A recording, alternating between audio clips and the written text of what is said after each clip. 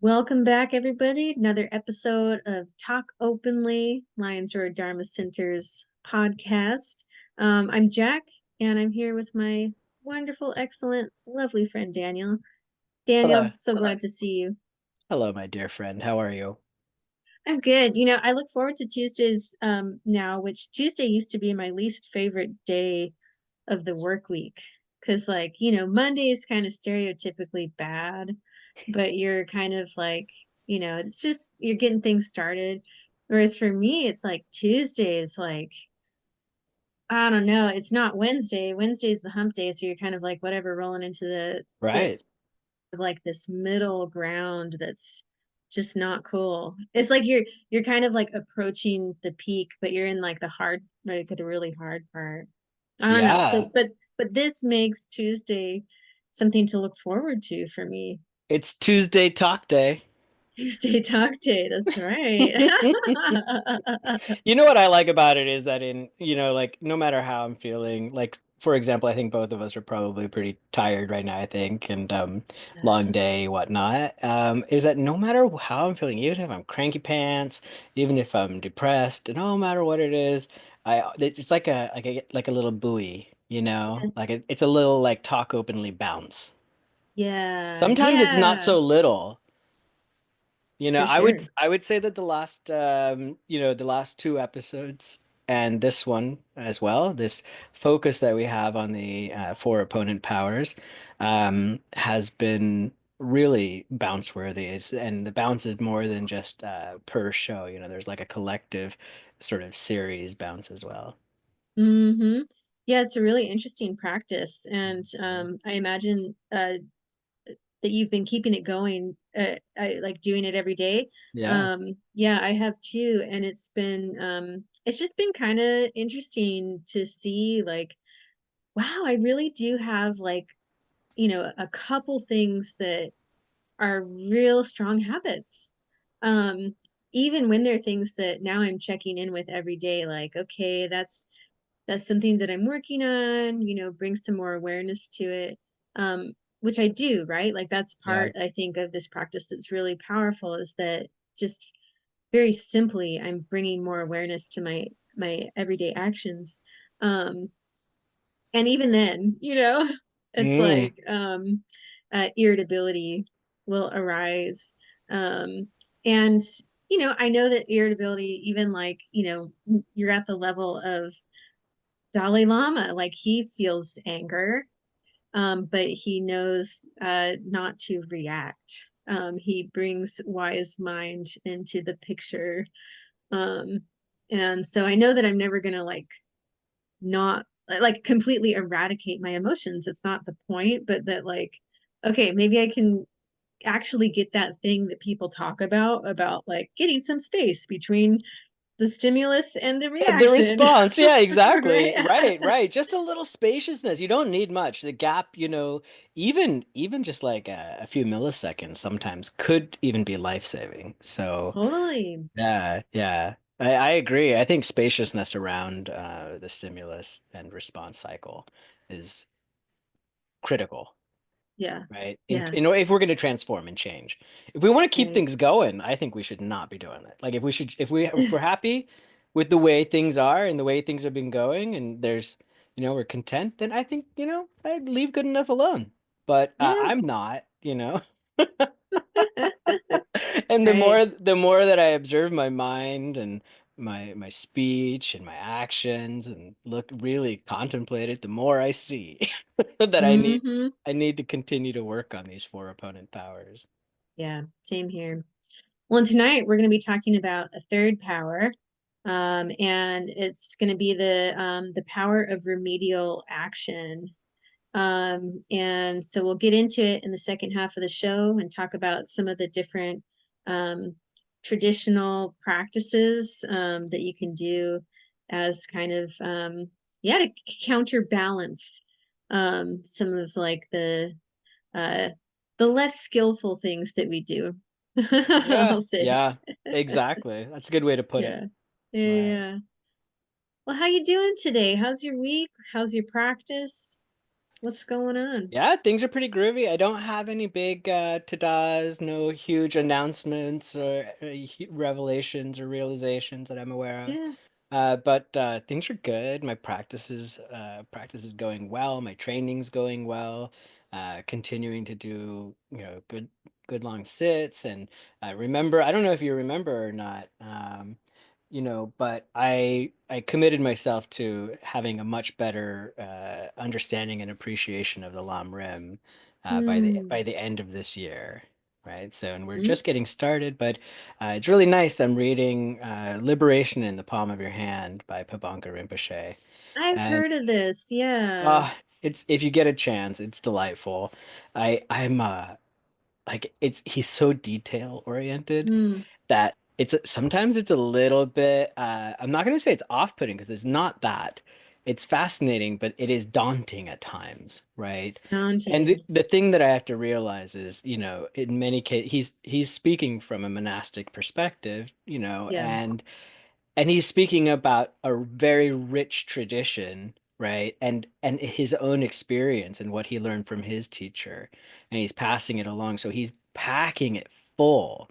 It does not mean I have to do all that exactly as he lays it out and have to do it all right now every single day. Hmm. So, but it has informed my practice, right? The way in which like I prepare to meditate has changed, Hmm. it's really hard for me now since I started reading this book. I don't think there's been one single time that I just sat down on my cushion and started meditating, which Yeah. was which was actually, for the most part what I would do, for most of my Buddhist life was to Hmm. I would, sit down on the cushion, I would take refuge and then I would just jump right into meditation. I might do some Yeah. preliminary physical exercises or something, but now I do a lot more kind of prep work before meditation, and I think it yields some pretty amazing results. So I'm really Yeah. pleased with learning from him. He's an amazing teacher. Can I ask what some of that prep work looks like? Yeah, definitely the seven limb aspect of it with the prostrations and doing the regret aspect, offering, right? And I think that like that part of it has been really uh, yeah, it's been helpful in terms of getting myself sort of aligned properly with visualization, right? Visualizing the merit field and like really kind of like settling down, understanding like, okay, what am I doing? Why am I doing it? Where like what ex like it's like setting intention, but also creating sort of like what I think it is? It's a little bit like creating like a little container for my Hmm. practice, but Hmm. before, after, right? These sort of bookmarks. And yeah, super awesome. Yeah. Cool. Yeah, it Yeah, sounds like it's really rooting you in the tradition. that's right. Uh, Thank you for putting it that way. I had not thought about it that way, but that's exactly it. You're yeah. right. Yeah. Cool. Yeah. Sweet. Yeah. What about you? Um, How's life? Life is okay. Um, yeah, life itself is lifing as it does. In that way, I mean, it's, kind of stressful off and on. Yeah. It has its variations and flavors of stress. Um, but nothing that feels too overwhelming. And honestly, sometimes like I don't know, stress or strong emotions in some ways help me feel like more alive. Like it's something that I can Oh, like bounce off of, like it's yeah. something I can work with. Yeah. And so there's times where I'm like, I almost welcome like a strong sense of sadness or like, challenge, because then that's something that I really I actually kind of enjoy taking it to the cushion. Yeah. Um and just sitting at my altar and yeah, reflecting. And I find too like not that's kind of like the reverie stage, but even like my shamatha is a little bit different when I'm having some kind of like strong experience. Um, so that's kind of interesting just to track. Hmm. Um, and then as far as my meditation, I really appreciated, I think it was last week or the week before, you mentioned some meditation instruction that Lama Gempa gave at a Sunday meditation about the breath and how you were like trying to figure out, how do I exhale? Like what is this? Right. And his suggestion was to think of, how on like the a crashing of a wave, there's the water doesn't just recede, there's also like a sinking of some of the water into the sand.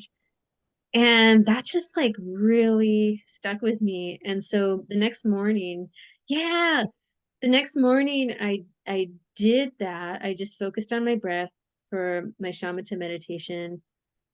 And I just visualized this kind of like sinking of the breath. And you know how like sand, um, when you like wet sand, when you step into it, there's this kind of like almost like buoyant quality where it kind of like lifts up and then sinks Yeah. down Yeah. again. Yeah. So that's almost like what my belly felt like, was this kind of like Mm. uh, um plasticity almost to it, where it kind of like just fluctuated on its own.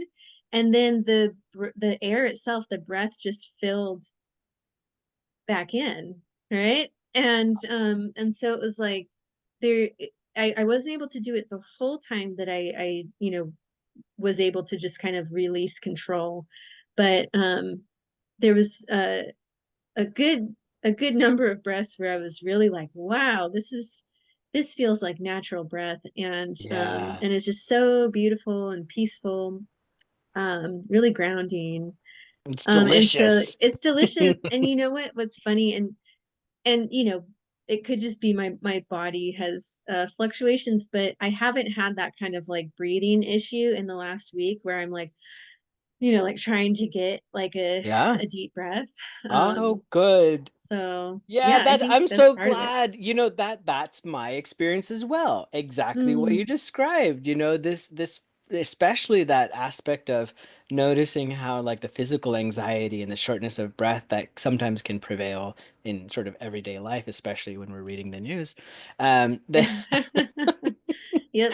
how then remembering, coming back to the breath, good to come back to the breath, but coming back to the breath with a little bit of that, visualization and recognizing that the breath needs to go out. So I was visiting with our dear friend Sue Forster yesterday. Mm. Had tea with her. It was beautiful. And I was telling her about this experience that, what Lama had said. And she said, yes, that's all really good. And also another thing that can be helpful if you find that. So here's one thing I've noticed, and this is where Sue's advice comes in handy. So sometimes the waves are not crashing on a sandy beach, you see. So sometimes they're crashing against like a cliff or something. And Mm. and you'll know, at least in my experience, what I notice is I'm like, okay, the it is a full cycle. I can see it's a full cycle, but it's not having that feeling at the end of that sinking of the breath, right? And this is where her advice came in, which is sometimes just a good like where you sort of twist sort of the lower part of your abdomen and the out breath and push out the last remaining bit, right? Doing that can be super helpful. And I had already been doing that a little bit, so I could verify. I was like, yeah, absolutely that. And then, as some people often, you may have heard this already, but making sure that the out breath is longer than the in breath, right? So Yeah, right. if you're doing counting, you might count 4 on the in breath and 6 on the out breath, something like that. But Right. really sort of allow, like, still, even if it's not sinking into the sand peacefully at the end, still making sure that all of the air that has gone in comes out. I find it helpful because I don't have to do it all the time. Like that controlled breathing like that, you don't have to do it very much. It just, at least in my experience, maybe like, 3 or 6 of them, something like that, and then it naturally, the natural breath comes in. Yeah. It's so cool. Yeah, I like that. Yeah. Yeah, maybe I'll try that for when I have some rocky Yeah. rocky bread. I'm gonna Yeah. let my cat out of the room real quick. So Yeah. Yeah. yeah, He Get out of woke here, up. James. He's For so the cute. listeners, I got rid of Lola Boo. I kicked her out of the room before the show started because I just knew that as soon as we got going into some good topic, she'd be Yeah. yelling, meowing at me to get out. Yeah. Yeah. You know what? He was sleeping so peacefully. I thought I might be able to get away with shutting the door Nah, nah, completely, nah. but no, he's a cat. Yeah.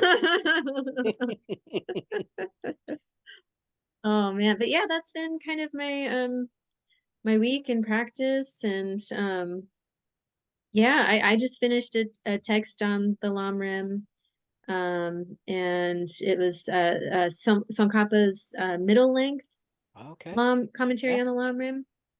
And I too, yeah, noticed there were areas in that text that I felt a little overwhelmed, Yeah. where it's like you said, like, do I need to do all of this? Like, um, but yeah, I've found a deeper kind of connection, I think, with the tradition.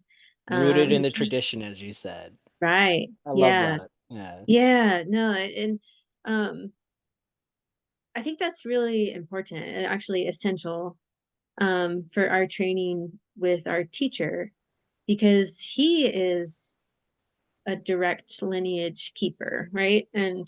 Um and so to really know and kind of immerse myself in the tradition that he's keeping, right? And like asking us to carry forth, I think is really essential.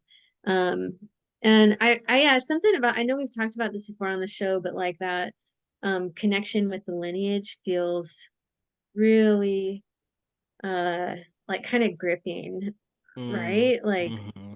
wow, I can't believe that I'm part of this living lineage, it's not Yeah. just um these ancient kind of texts that have, no connection to me. There's No. really it's been passed down and here's my teacher teaching it to me. It's so precious. Um so yeah, powerful stuff. Yeah. Couldn't agree more. Yeah.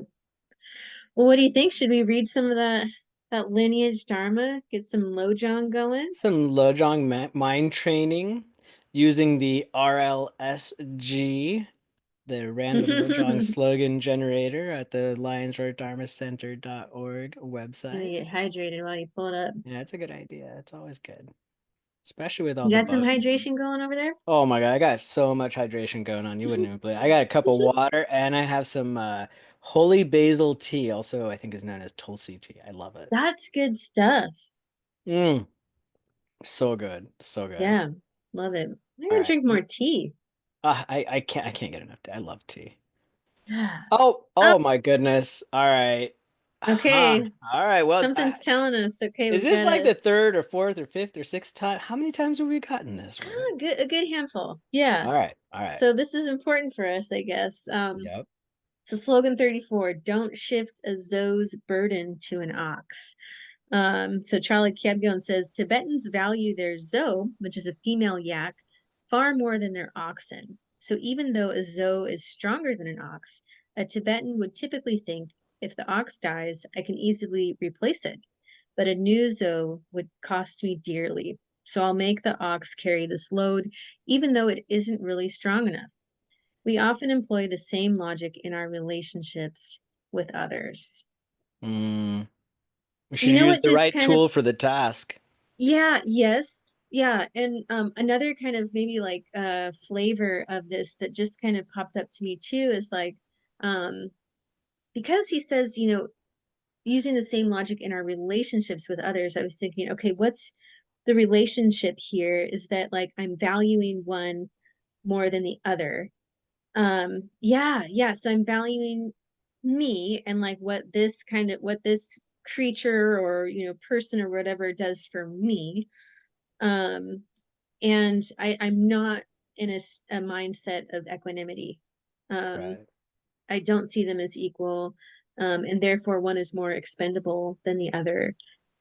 So that's interesting. I don't think I remember thinking that last time. Yeah. No, no, Yeah, maybe that's why it keeps coming up, right? maybe. Is especially that last little comment about just that, about how we use that kind of logic in our relationships with others. It is true, right? We sort of devalue others in the sense that we oftentimes see people as means to an end or tools, right? Yeah. And don't mind so much using and abusing others to get our goals met. But if we are, even if we're the ones capable, more capable of doing it, right? We have more capacity and Right. understand more about what we're trying to accomplish.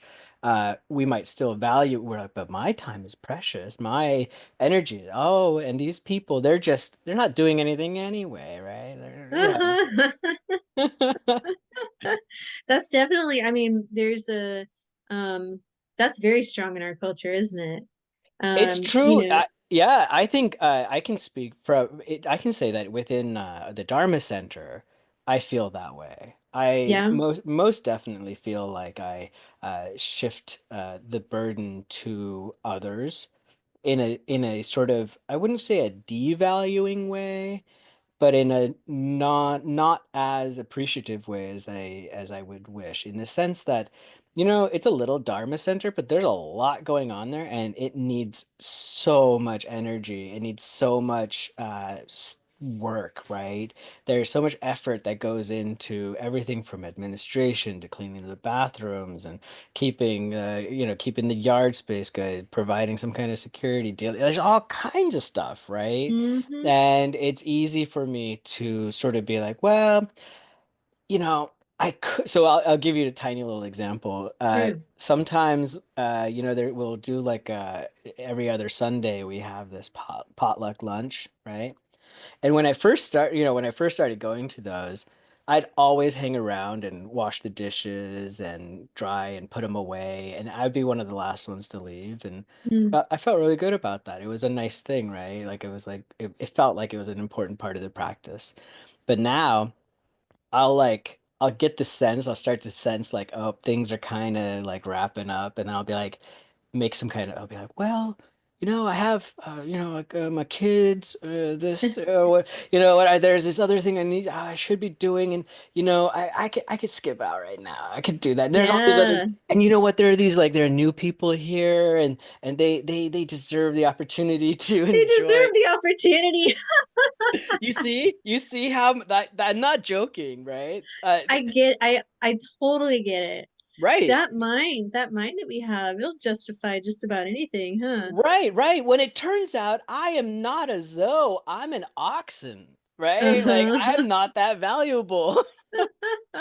And I could That's so totally funny. wash some dishes. Yeah, totally. And I would Well, still benefit from doing so. for sure.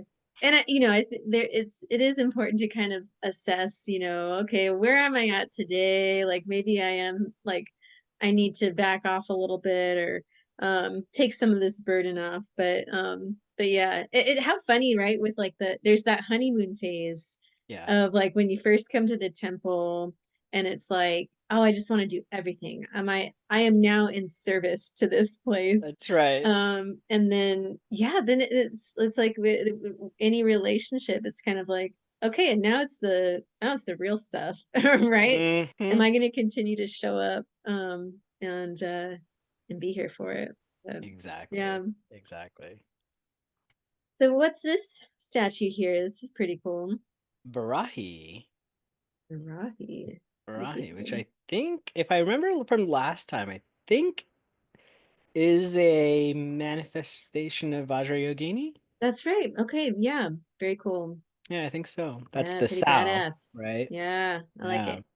me too. It is badass. That's cool. All All right, right. we're moving along here. Yeah, boy. Lickety split. Yeah. So sorry, my computer's doing some weird things. I'm here. I'm here. Hmm. um okay, so last time in this kind of four-part series we've been doing on the four opponent powers, we talked about the power of reliance. So the first one was regret, like thinking about different actions that we engage in that we're like, okay, that wasn't skillful. I don't want to do that again for such and such reasons. And then the next step is relying on sources of goodness and inspiration that can help us along the path. That's both holy beings as well as other fellow sentient beings who we rely on for our own liberation, because we're not going to get liberated uh, if others aren't. Um, and so then the next step is actually taking some kind of remedial action to oppose, like it says, for opponent powers. So the remedial action is kind of opposing the unskillful or negative action that we're wanting to purify. And so the way that I kind of see it is as though, like, karma is this kind of like trajectory, like all these different offshoots, like kind of how you imagine like a satellite going out in space. And if you just set like the math off to like a 0.000000 whatever degree, eventually like it's gonna get you way far off track than what you might have been Oh, going Jack, otherwise, right? I love that. That's great. Thank And so you. what I think about it with the purification, the remedy, the remedial action, is that it's kind of like a course correction. It's just this little tiny Yeah. um, bump in the direction that you want to be going back um, to to correct for where you've gotten a little off course. That is a Um, brilliant way of describing it. I love it. It's way easier for me to understand what you just said than the sort of normal longer that the karma, sits around, the heavier it gets, right? Like mm, if you purify it quickly, it doesn't have there's not as much of a problem, right? But if you wait a long time, as you said, then you're way off course. The actual effect is way heavier, is way worse. But I like the way you describe it. It's nice. yeah, cool. Yeah, I'm glad. I'm glad. It's a helpful image for me too. Um, but yeah, so remedial action. Um, what do you think of when you think of kind of remedy or remedial action? Well, within this context, I think a couple of different things. One, there was what was her name? Venerable Robina, right? That Yeah. we talked about before. You had pointed out an article by Venerable Robina on the four opponent powers, and what I really liked, she said something. She said, "There's a whole medicine cabinet of medicines in Tibetan Buddhism." And there's simply practices you could do. So in general, the antidote is to do something that the opposite. It's not a very good quote, but I like the idea of this medicine cabinet of medicines, right? And it's Yeah. really simple. It's the opposite of whatever you did. Mm-hmm. So Mm-hmm. like the example I think that she gave was if you kill an animal, right? Let's say you kill an insect and then you recognize, oh hey, I just killed and that's not an action that I want to do. Well, then you can take the opposite, which would be to like save an animal, right? Protect life. And Mm-hmm. protect life. Exactly, exactly. And there's, and this is this opponent part. This, just flip the opposite. What's the opposite of whatever it is that you're doing? I Mm-hmm. find that part of it really helpful, but within my own experience in practice, I think Vajrasattva practice is key. And I thought it's kind of funny. I mentioned, I think it was last time that I actually, or maybe it was the first time, I never really heard the term four opponent powers, or if I heard it, it never stuck, right? But I've done Mm. a ton of Vajrasattva practice. Yeah. Right. Which is practicing the four opponent powers. That's what that is, right? Right. So it's essentially one and the same. And so to me, Vajrasattva practice is is a very special way of remedying the fault. And I find actually I'd kind of like to talk about besides sort of traditional ways of remedy, I really like more mundane things as well, right? Sure. Because there's all kinds of positive action that we can take, right? We recognize negative action, negative, we something negative, so we're going to apply something positive, right, to counteract that force. Mm-hmm. There's all kinds, there's like I would say it's like limitless, right? What can be done. And I think that can I tell a little story about an experience I've been Please. having? Okay. So okay, to back up a little bit, I had Darshan with Lama on Wednesday rather, and Mm, I've been begging him to give me a topic for a talk that's coming up in less than a month, and mm-hmm. he has been diligently making me beg for it. Um, and so then I had Darshan with him, and he said, "Yeah, I've been thinking about a topic for you, but before I tell you what I think, why don't you tell me what you think? What have you given any thought to a topic that you'd like to discuss?" Uh-huh. And I said, well, there's one in particular, which is the four opponent powers, because Jack and I have been talking about it, and I've been loving that discussion. And Yeah. he just lit up and he was like, that's it. That's the one. Oh, That's oh. That makes it. me so happy. Yeah, yeah, you inspired a whole bunch of stuff here, you know. So I was really, really pleased with that. So then he starts talking. He was excited, you know. He starts talking about it, and he starts talking to me about disappointment. And I Mm, was like, I was a little confused, right? I was just like, why is he talking to me about disappointment? And then he tells me all about how, Shakyamuni Buddha, like he describes his whole trajectory of how his life had, disappointment, before, during, and after his enlightenment. And wow. yeah, yeah. And so I take this home and I'm like, what does that have to do with the four opponent powers, right?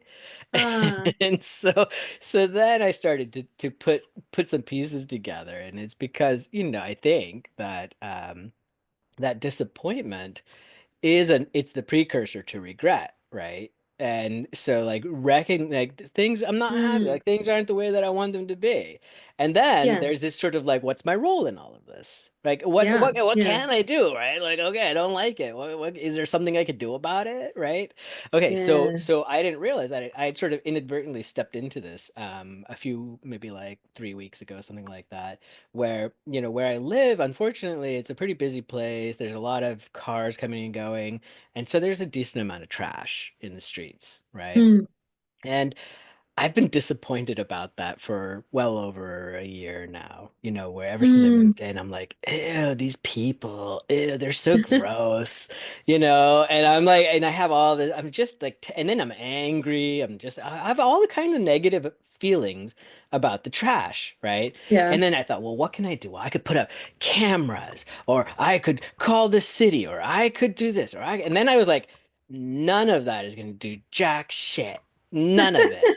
Like nothing is actually going to remove the trash from the streets. I know that. I know this, right? I'm well yeah. aware of that. And then I was like, well, okay, what can I do about it?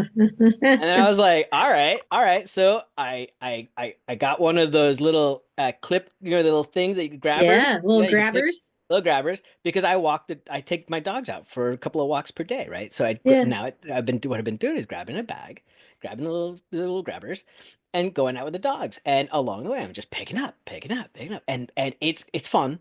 Like yeah, it really is. It's actually it adds a whole nother dimension to the dog walks. I'm having a good time.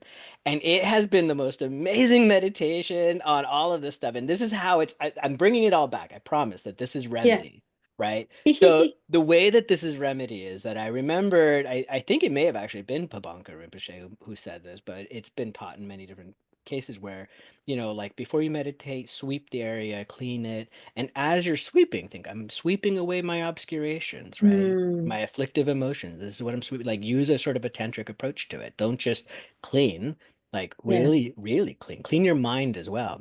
And so I've been cleaning my mind in the streets. I see all this garbage, and man, Jack, it is the garbage is composed of alcohol, tobacco, condoms, fast yeah, food wrappers, all kinds of nasty yeah, stuff, right? yeah, And I pick it up and I'm like, and it stopped becoming about them. They are so gross.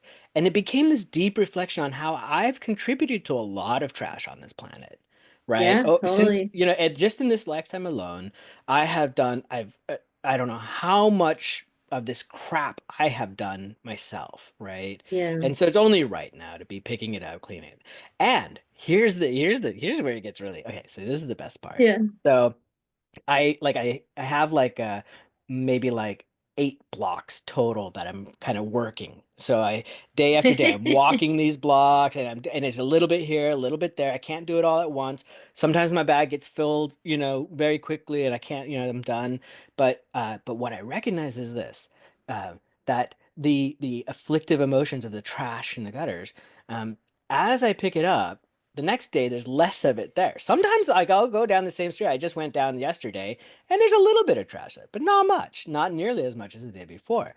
And Yeah. actually now what I witness is there's less accumulation of trash because trash encourages more trash.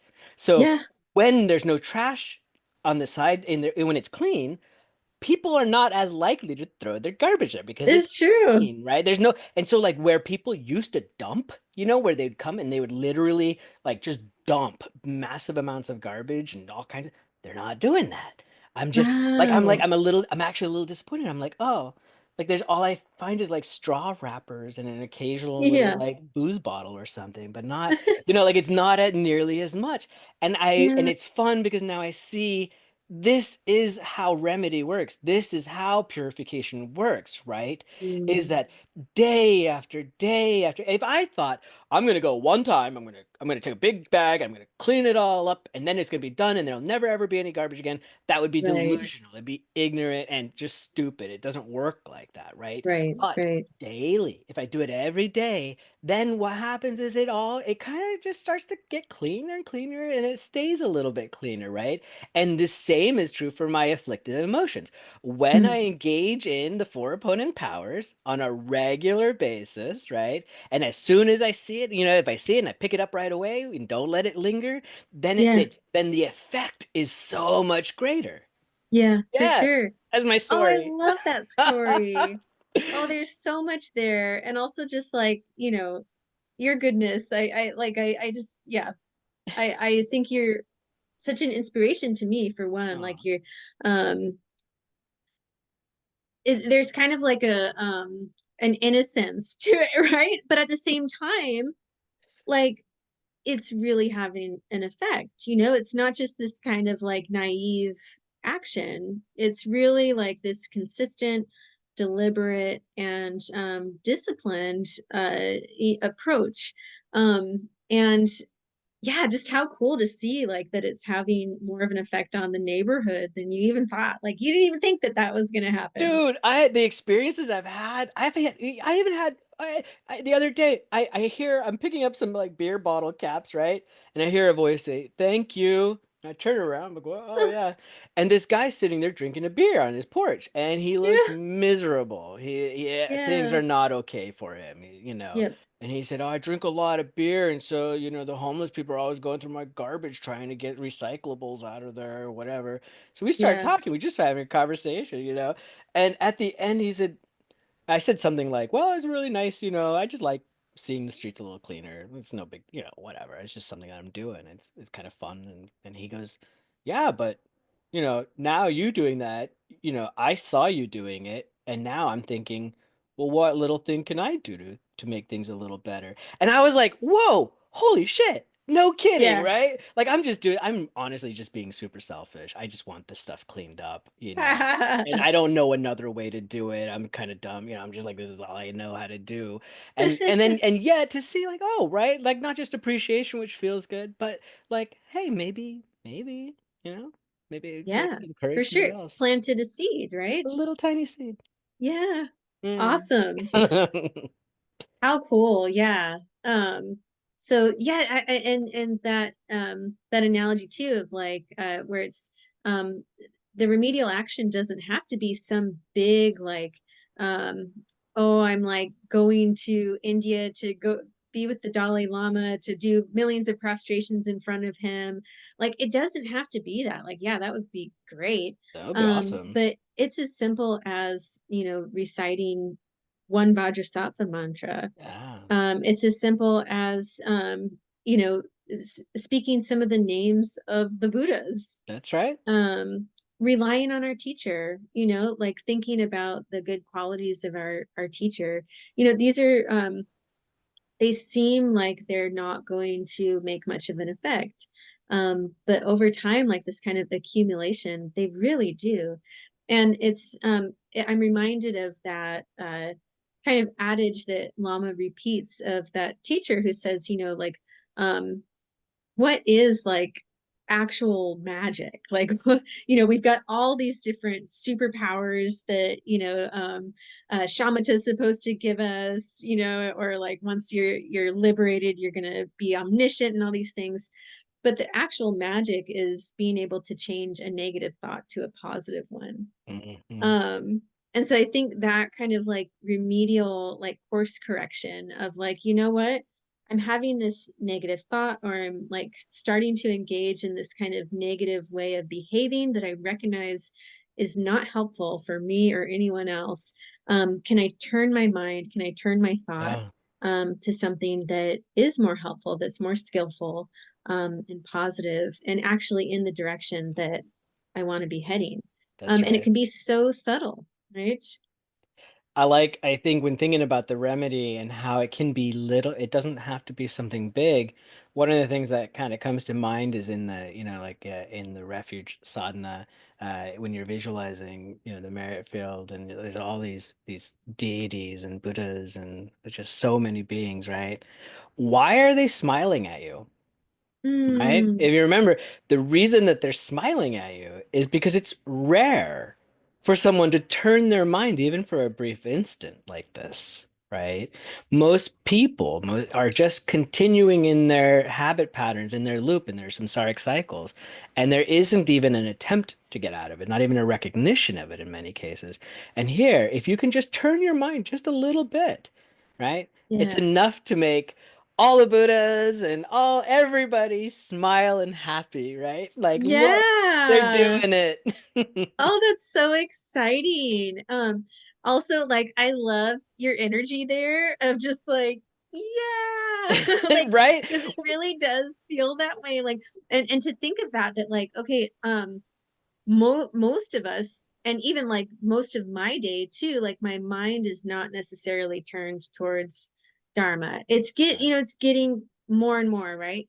But like, to imagine that, yeah, these beings that are just like here for our benefit, like including our teacher, right? And Yeah. the Dalai Lama and all these incredible teachers that we've had connection with, um that is really what they want for us, right? That's what they want for that's it. They want our practice, they want our training. And so like when we can turn our mind, it's like all this like yes, like joy.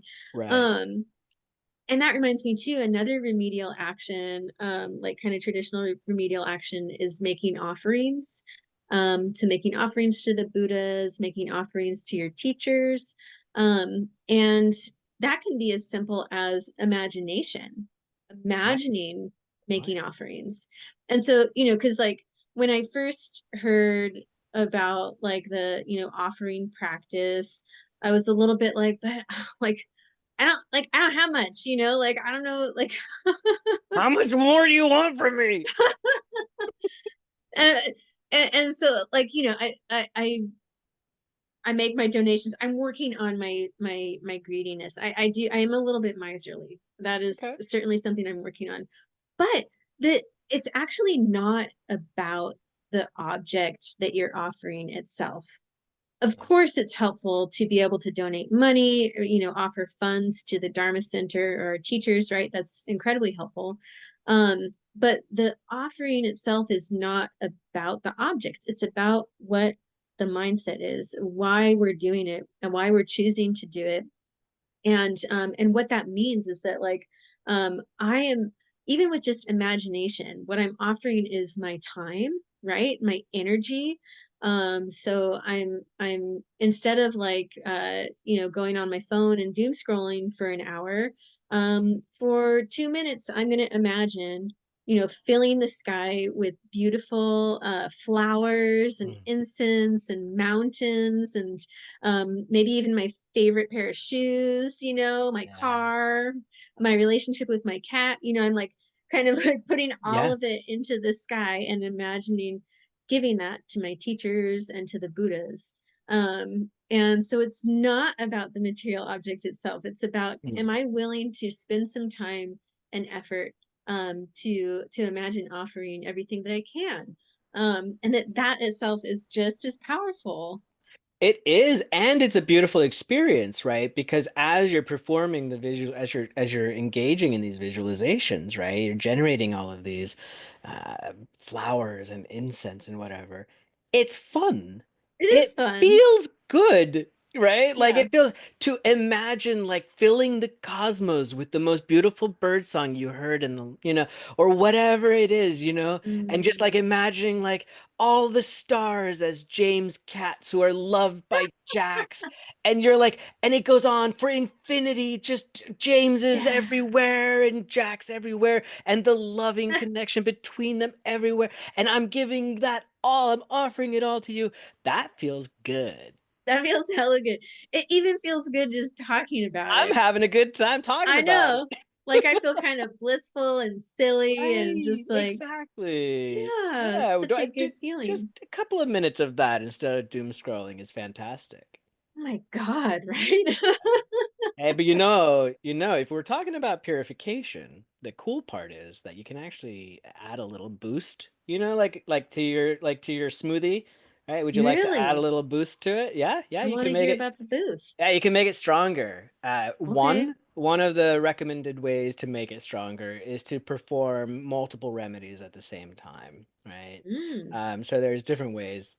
Traditionally, for example, a soak offering, right, which we haven't talked about, but it would involve visualizations and mantras and community and doing it together, right? And yeah. and so that's really like a traditional sort of way. But even just recognizing, hey, in fact, I do regret some action.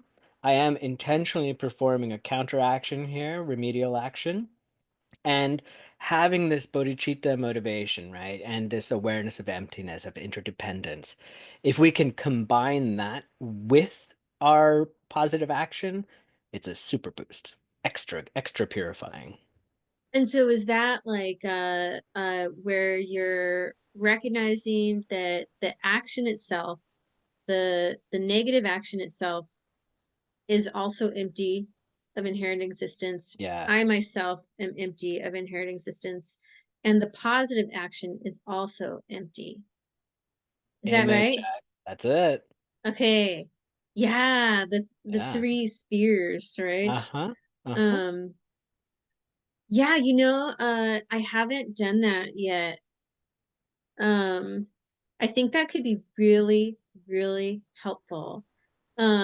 Because especially for the one around regret, where I can pretty easily solidify around like, okay, I did something bad, Yeah. you know, like I'm a little bad. Yeah. And so I think that'd be so helpful to be like, just remember, like nothing about this is permanent. I'm able to change. I'm able to grow.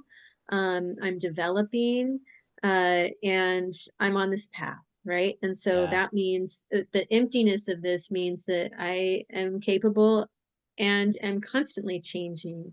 That's right. And this action doesn't define me, um, nor does the remedial action define That's me. right.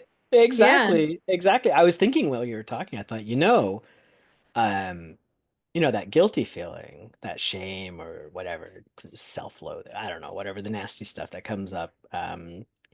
It that itself would be a negative. That is a negative action in and of itself, right? Attachment totally. to that. And so recognizing like, hey, even like these things, they're not helpful and I need to drop that. Even that could be performing these four opponent powers even within that, right? It's like meta. It's sort Yeah. of like you're regretting, but you're feeling guilt. Well, there you should recognize like, hey, actually, that's not what this is about. Right? That's super interesting. So I'm wondering, like, so that must mean that, right, it's possible since we are one of all sentient beings, then it's possible to also to lose bodhicitta for ourselves, right? Easily, yeah, of Yeah, okay. I just course. hadn't put it that way yet. I always think of bodhicitta, right, as being like everything else, everyone Everything else, except you. everything except me. which only solidifies your sense of misperceived self. It's so silly, right? It is. It's Yeah, but ridiculous. I think like probably really common, I Oh imagine. yeah, I think so. Yeah. I couldn't agree So more. maybe part of the remedial action is like just to include ourselves in Yeah. all sentient beings, right? And Yeah. to say, okay, I am deserving of compassion. I also know that I am 100% capable of achieving liberation. That's right. I can That's do right. this. Exactly. Can I tell you, I told you about that custom GPT that I made for the four You opponent powers. did. So I was working with it a while ago and it told me something. It said something that I found really helpful. I'm gonna read what it said to me, okay? Yeah, So yeah, yeah. I had been coming back to it again and again in the same thread about the same issue that um, it said, it's not about never slipping up. It's about shortening the time between forgetting and remembering, and you're remembering faster. You got to trust the process because the purification practice is working. And here's what I loved about it. It said, you may not feel it in every moment, but look at yourself. A few months ago, you wouldn't even have noticed the problem. A few weeks ago, you wouldn't have felt regret so quickly. A few days ago, you wouldn't have purified so immediately. You are transforming moment by moment. So forgive yourself, stand back up, keep going. Yeah. Right? Wow. Right? And I loved it because I was like, Thanks. yeah, that's right. This is true. Trust this process. Keep persevering at it, right? And it's not about like starting over. That's what it told me. It was like it's not even about Right. starting over, right? Which is sort of one way that I've oftentimes thought of Vajrasattva, like a reset. No, no. You're continuing. You're persevering. I love Yeah. that. Yeah. I like that. And that also kind of, I think that fits well with that, the metaphor of the satellite too, where it's Yes. like, yeah, it's continuing. We're not just like going back to Earth and then launching again, Nope. like, No um, do-overs. yeah, we're just No. continuing. Yeah. Oh, so interesting. Daniel, I think Mhm. that thing's getting a little too smart. Yeah. Yeah. Yeah. Hmm. Oh, that's exciting. Yeah. Um, well, yeah, I'm curious, as we kind of move forward with the four opponent powers, and next week will be oh gosh, I'm losing the word. What is it? Ooh, ooh. Resolve. Resolve. I Resolve. always that one's the hardest one for me to remember. I know what it is, but Yeah, I can't remember the word always. right, right. But yeah, so like as we kind of move forward, I can't believe next week is going to be our last Mm. discussion on the four opponent powers. Well, until my But talk next month. and your talk next month. Yes. But I'm going to keep doing this every day. And for those listening, I'd really be curious to hear if people have any thoughts on what this practice is doing for you. If you decide to kind of pick it up, try it.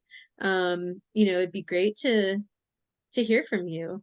Um, I don't know how people can get in touch necessarily, maybe just through Lines for Dharma Center, Yeah, but yeah, we don't really um, have a means of getting a hold of us except through the website. But if you happen to know us, feel free to reach out. Otherwise, yeah, reach out info@lionsroar.dharmacenter.org will also get you there. We'd love to hear about it.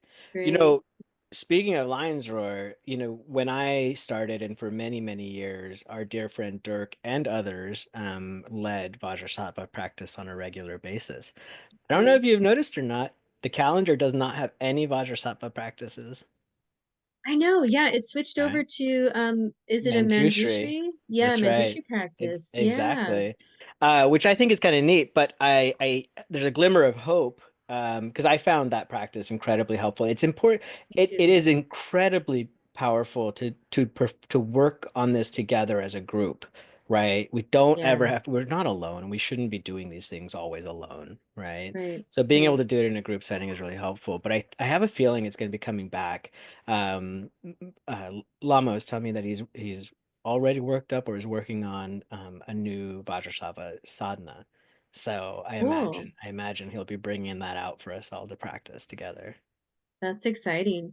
Ooh, do you think we're ever gonna have like one of those practices that like in monastic communities, I forget the name of it, but every 2 weeks they have like a kind of community gathering where they confess to one another kind of transgressions they've made over the last 2 weeks. Whoa. And I think like that also includes like things that they've thought about one another or like done Oof. towards one another.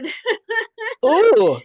I It's like don't know. this, Are we strong enough for that? I know, right? It's like this community accountability process or like transformative justice, Whoa. where it's Oh like, my okay, let's just gosh. like lay it out there and like That come would be together. fascinating. Wouldn't it? Yeah, but Yeah. that's kind of a form of purification is like, okay, I'm just gonna lay it out in front of you. I think so often when I've had something I regret and I can tell Lama about it in Darshan, Yes. there is this experience of purification where it's like, Yeah. okay, I'm not like an effed up person. He's a big fan Um, of confession, yeah, and not in a Catholic sort of way, not at all, right. but because this the four opponent powers, as he told me, is not about washing it away. It's not going to do that. It's no miracle. It's going to make it go away, but rather about taking something that normally stays hidden and bringing it right up front so that we can look at it right in front of us, right? And then once we're mindfully present with whatever it is and we can continually be present with it, then we can work with it, and then the transformation can happen, right? And Yeah. yeah, so I we're love how you brought it like your hands forward in front of the camera so you were holding like a little baby bird.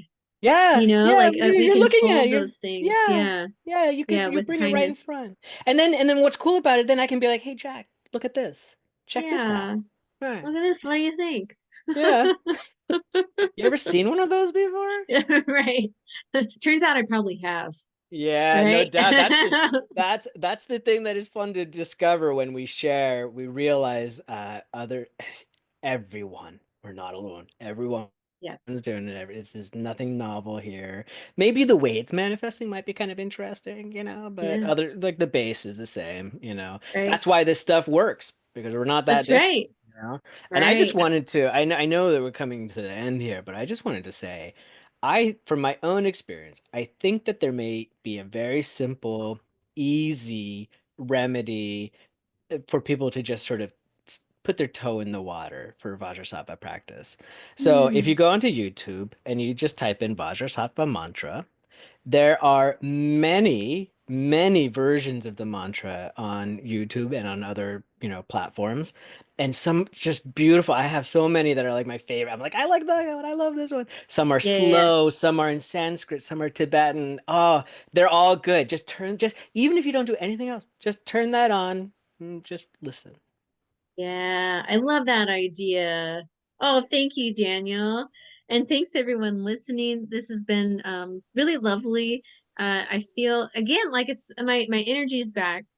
And I'm Yay. almost like excited. I'm like, I gotta go meditate. And for those listening, if you can make a donation, lionsroaddharmacenter.org, we would so appreciate it. Even the cost of your, whatever, every other day latte or something, $7, right? That would be fantastic. But otherwise, super look forward to seeing you next week, Daniel and everyone. And Thank you, yeah, Jack. Thank you, you everybody. We too. appreciate you. Take care. Bye. Bye.